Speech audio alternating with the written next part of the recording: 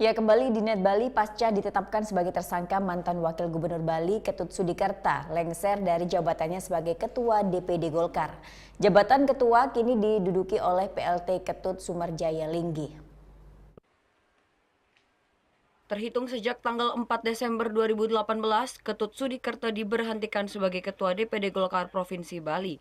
Pemberhentian ini merujuk surat keputusan yang ditandatangani oleh Ketua DPP Golkar Erlangga Hartanto.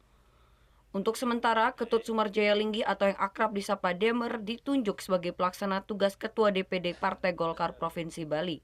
Keputusan ini dibuat pasca Ditreskrimsus Polda Bali menetapkan mantan Gubernur Bali tersebut sebagai tersangka kasus penipuan dan penggelapan tanah senilai 150 miliar.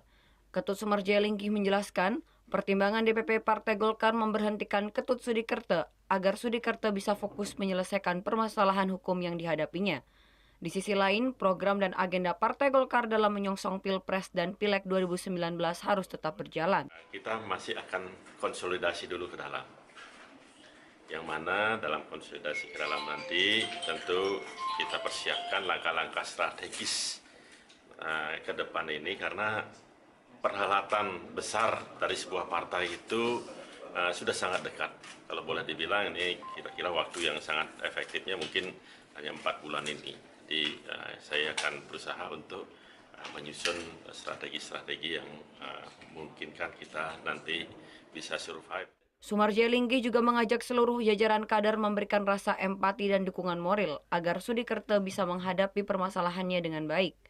Sebelumnya, pada Jumat 30 November 2018, Ditreskrimsus Polda Bali menetapkan Sudikerta sebagai tersangka kasus penipuan dan penggelapan tanah senilai 150 miliar.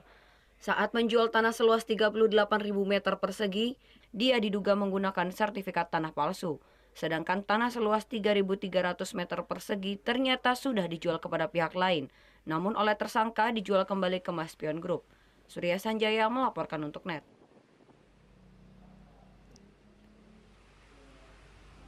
Oh yang beneran? Iya, oke. Tapi gue pernah.